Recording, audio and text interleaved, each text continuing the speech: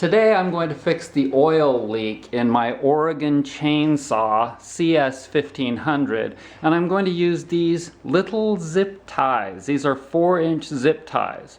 Now the problem is that the oil leaks where it connects to the pump here, and then when it comes out of the pump here. So I'm going to put these little zip ties right on there and right on there. In order to get to those, I had to remove the back.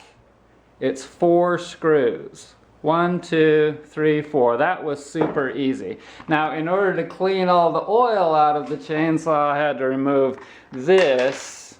There goes the screw. I had to remove that from the front here. You clean the oil out of the bottom of it and take the tank out, okay?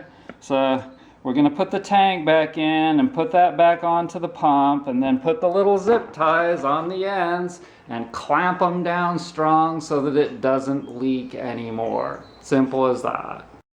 Okay, I got the zip tie on there and I got it pretty darn tight. I pulled it as tight as I could get it, and now I'm just going to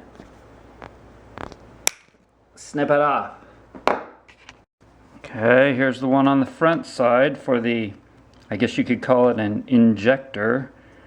I'm going to pull that tight.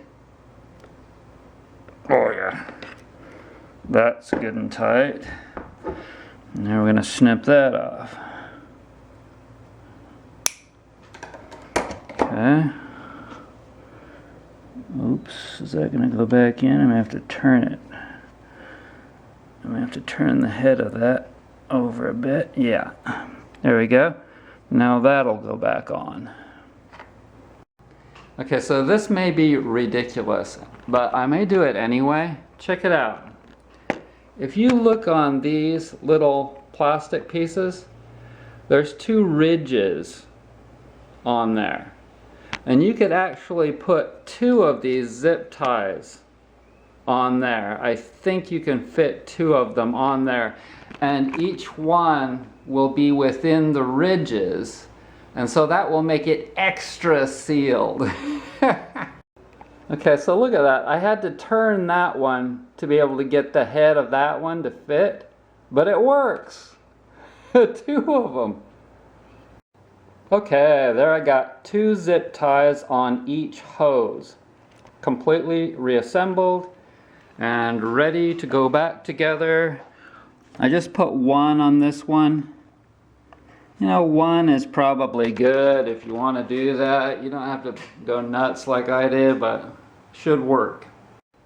Now, I have not seen any leaking coming out of this joint, if you want to call it that, seal in the tank. It doesn't seem like that leaks at all. As long as you don't overfill the tank, I don't think it'll come out the top at all.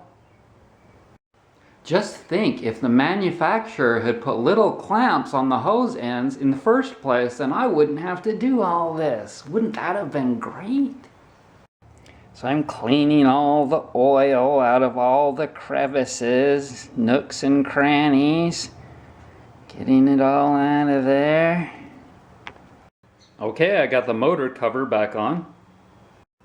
Okay, I got the screws for the oil injector, if you want to call it that, back in. And notice the zip tie nicely positioned. Okay, so I have learned that the self-sharpening chains are not good. I personally, I don't like that because they can get damaged too easily by any little thing, and so I don't use this. But I've also learned that I need to put this back on there because it provides support for this cover.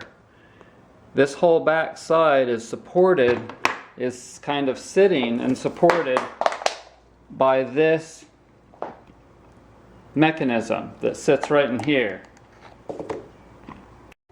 To get this on here, you have to pry this spring piece up so that it sits on top of there.